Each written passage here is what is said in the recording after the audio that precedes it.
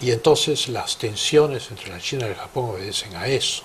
En el caso de Corea, es un estado independiente a partir de 1945. Indonesia es un estado independiente a partir de 1948. La India es un estado independiente a partir de 1947.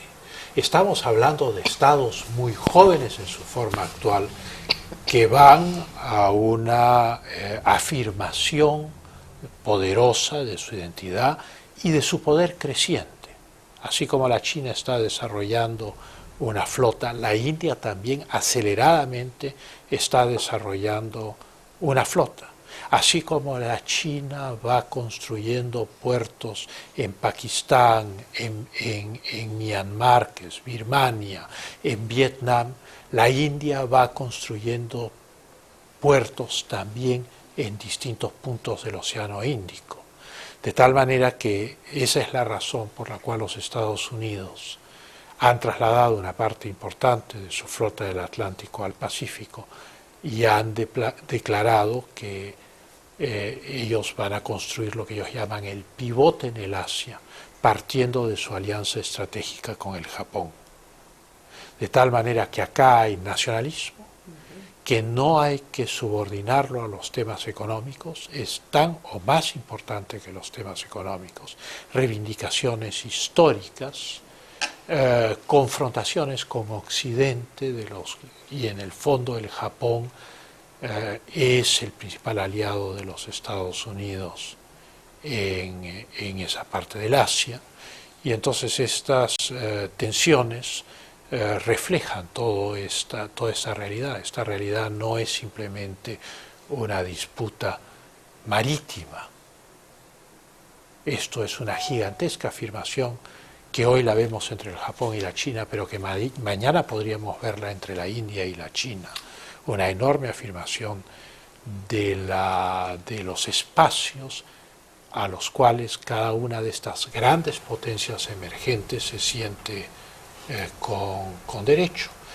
El deterioro de las relaciones entre la China y el Japón es importante, ¿no? La presencia naval, aérea, es enorme hoy de la China en la zona de las islas en disputas. Y luego una novedad de septiembre acá es que han empezado las incursiones sobre las islas japonesas, propiamente dichas, no sobre las Senkaku, o sea, tanteos de la Fuerza Aérea China.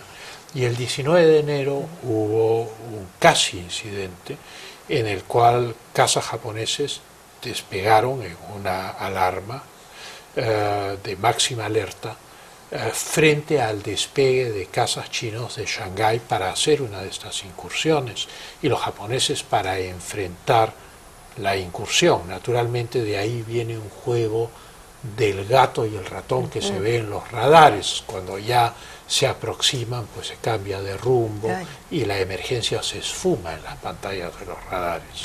La animosidad es muy grande, en las muy ciudades peligrosa. Es también muy peligrosa, ¿no es cierto? Vimos aquí hace unas semanas, o más de unas semanas, un mes y medio probablemente, una situación en la que en la China la gente protestaba contra las empresas japonesas. Es correcto. Y eso boicotearon no puede empresas estar, japonesas. no puede estar está directamente vinculado a eso. Desvinculado, claro, pero también no puede estar desvinculado del partido. Porque no, ninguna actividad política se puede desarrollar en la China si el partido... Nada está desvinculado del partido. En la China solo ocurre lo que el partido quiere. Acá hay dos factores claves, que son el nacionalismo, la reivindicación de los derechos históricos, por un lado, y la necesidad de fuentes de energía para sostener este desarrollo de una potencia de 1.500 millones de habitantes, en el caso de la China. Pero atrás está la India con sus 1.000 millones de habitantes, y que también tiene problemas con la China, si bien a alturas increíbles en los Himalayas, y entonces en la frontera con el Tíbet, con el Nepal, en fin. Y entonces el tema económico no exige mayor explicación, eso es evidente a todo el mundo. Lo que no es evidente son los gigantescos nacionalismos del Asia. Claro. O sea, todos los estados del Asia son nacionalistas. Su historia es mucho más reciente en términos de nacionalismo que la de América Latina. La independencia de América Latina es entre 1811 y 1824. Nuestro nacionalismo no está tan agotado como el europeo, pero digamos que está relativamente moderado, pero sobre eso hay más reflexiones, ¿no? La China, entonces, en el incidente de la Senkaku afirma que su derecho a las islas, dice, es un hecho innegable respaldado por los registros históricos. El Japón, por el otro lado, no reconoce la disputa. Dice que las islas son parte inherente del Japón y que esto está fundado en hechos históricos. Claro, el tratado, ¿no? Y el primer ministro japonés, Shinzo Abe, ha dicho hace unos días: no hay lugar a negociaciones. Como diciendo, esto no es negociable. Se ha plantado. Pero ayer se ha sabido que el presidente chino Xi Jinping ha creado y preside una fuerza de tareas militar especial para la Senkaku. O sea, dirige una nueva fuerza de tareas especial para la Senkaku. Y según los analistas que siguen de cerca estas cosas, se calcula que después de Taiwán, esta contención es la que sigue en importancia. Para el partido. Para el partido. La primera contención es que Taiwán es una provincia de la China. Así como los dos países sostienen que hay una sola China con un solo gobierno, el de Taiwán decía que el suyo, eso se ha modificado mucho. Bueno, la China sigue diciendo que el gobierno de toda la China, incluyendo Taiwán, es Pekín. Y luego el segundo conflicto después de eso es el reclamo sobre estas islas frente al Japón. Pero respecto al Japón también hay una animadversión histórica por la guerra de Manchuria y la ocupación de Manchuria. Y entonces, claro, acá hay un problema mucho más complejo. Conclusiones. Y más varias. peligroso. La primera conclusión es que lo que esto demuestra es que la decisión estratégica militar de los Estados Unidos, tanto en el plano diplomático como en el plano militar, de crear un pivote en el Asia, de fortalecer el sistema defensivo alrededor del Japón, de desplazar parte de su flota del Atlántico al Pacífico, no es una quimera. Es simplemente un análisis, es consecuencia de un análisis informado de todas estas circunstancias que vienen desarrollándose, yo diría desde la devolución de Hong Kong a la China, desde el último año del siglo XX, y que van a ir creciendo en la medida en que todos los estados de esa región sean cada vez más potentes económicamente y por lo tanto identitariamente puedan afirmarse con fundamento de causa, porque son más poderosos. Y al afirmarse identitariamente, los reclamos históricos de ser una cosa que estaban en la trastienda, pues son sacados a la vitrina y aparecen frontalmente frente al mundo.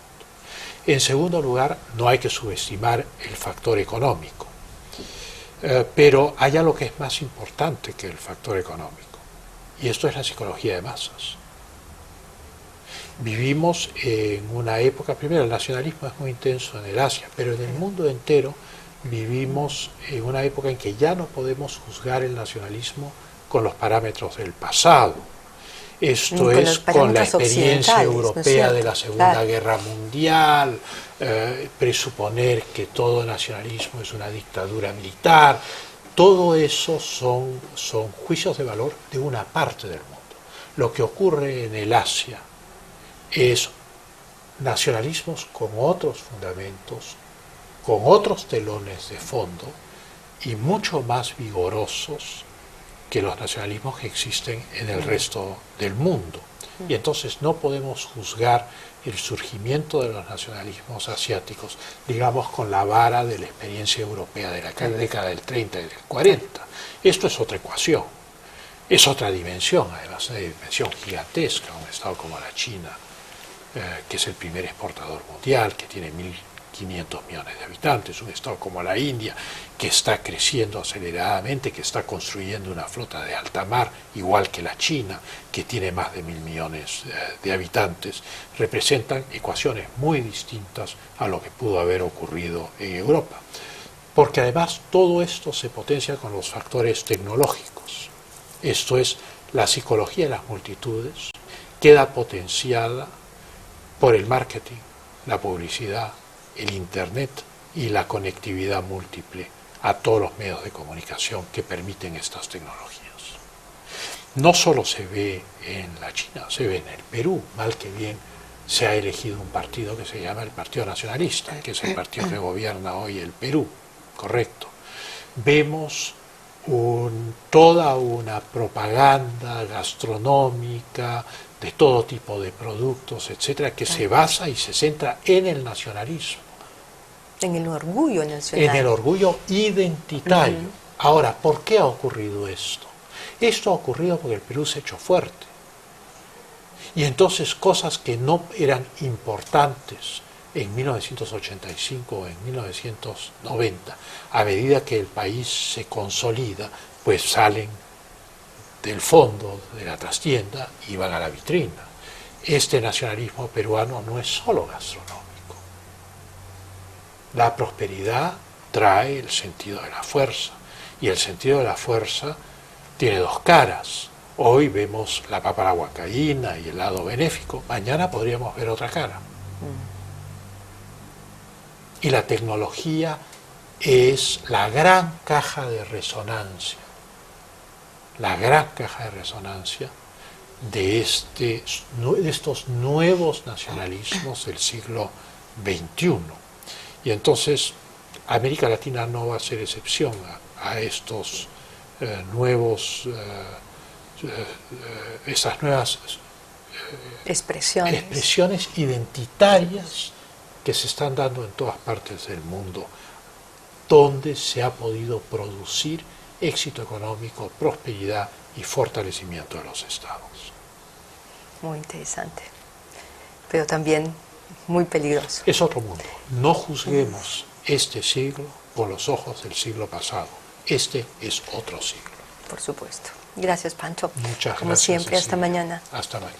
Vamos a la pausa, regresamos con mucho más. Estamos en Mira quién habla.